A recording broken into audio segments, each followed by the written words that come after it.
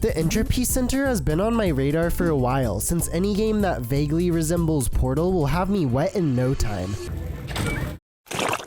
So what makes the Entropy Centre unique, and is it better than any of the Portal games or mods I've played? Much like Portal, our protagonist Arya wakes up in an abandoned, decaying laboratory with no knowledge of why she's there, so she has to fill in the blanks as you progress on your journey. I won't spoil the story, but the setup is that solving puzzles gives you entropy energy, which is needed to power the machine that can reverse time and stop the cataclysmic event from destroying Earth. Quickly after waking up, you gain access to the featured gun in the Entropy Centre, who happens to be a bubbly, optimistic AI named Astra, who aids you in your journey of discovery. I am a puzzle exercise assistant, or P for short.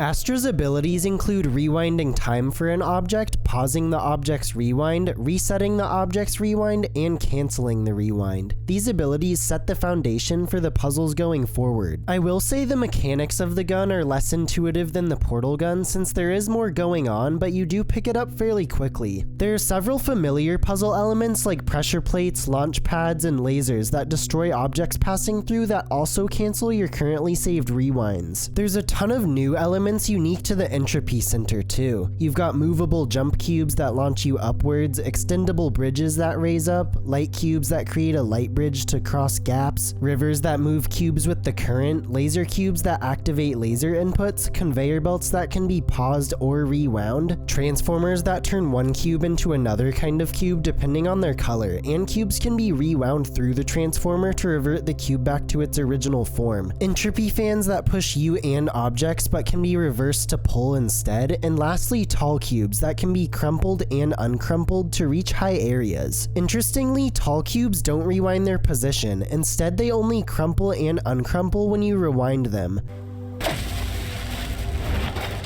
All of these puzzle elements put a little twist into how you approach a puzzle room and gives each room a satisfying loop. First, you analyze what your options are before playing with ideas about how to solve the puzzle while thinking backwards, since you have to rewind everything, of course. Each object can only be rewound for around 38 seconds depending on the room, forcing you to be efficient with your puzzle solving methods. You have to think about what you can do with each object and whether or not you'll have enough time to move it everywhere you want. Every room feels like an experiment to solve, as you'll have an aha moment and move everything around before putting your hypothesis to the test. You'll start to notice patterns in how to solve puzzles that helps with future puzzles, but does start to feel like going through the motions once you figure out what a puzzle wants from you. The difficulty never gets super challenging, instead opting to steadily introduce new puzzle elements to combine with past ones. This keeps puzzles feeling fresh since you have to think in new ways, but does keep certain ideas from reaching their full potential. My favorite mechanic was the transformers, since they make puzzles a lot more complex, but they really only show up in the last third of the game, which was a bit disappointing. Between the traditional puzzle rooms, there's a few different gameplay styles that inject some variety. There's cinematic set piece moments that have you doing some basic platforming using your rewind ability as the lab comes crashing down around you.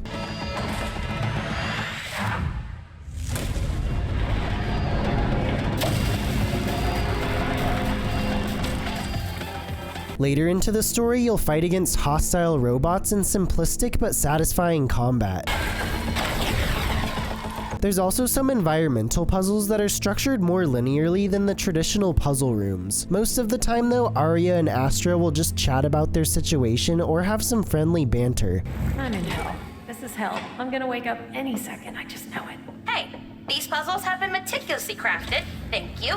Okay, what's going on? Why puzzles? I'm glad you asked. Puzzles are the most efficient way of generating entropy energy. I enjoyed the humor Astra brings, as she can be unknowingly demeaning but presents it in a cheerful, bubbly way, which makes her extra endearing combined with her expressions. Well done. That took you 48 attempts. I'm normally not a big fan of log-based story content, but I found myself invested in the optional background lore contained in the computers. These contain messages from the now missing workers that give a behind-the-scenes look at the lab's downfall in chronological order. The environmental design is quite varied and works well at reinforcing the harrowing dystopian atmosphere. There's your decayed labs, of course, beaches, large open areas, and ghostly sections that contribute to the story's mysteries. The Entropy Centre feels designed to be a smooth 12-hour ride with plenty of cinematic moments and engaging puzzle elements that keeps momentum flowing until the very end. The rewind gun is a great addition that forces you to think backwards from the solution, which scratches a whole new part of my puzzle-solving brain. The humor isn't on the same level as the Portal series, but the story compelled my journey forward as I was invested to learn about Aria's past and uncover the mysteries of the Entropy Centre, all leading to a satisfying mind-melting conclusion. I'm happy to see the Portal formula tested in new ways with a completely unique rewind-centric gun that spins the genre in a novel direction. I'll have my Portal playlist linked in the description. Thanks for watching, give me money on Patreon, and don't forget to like and subscribe.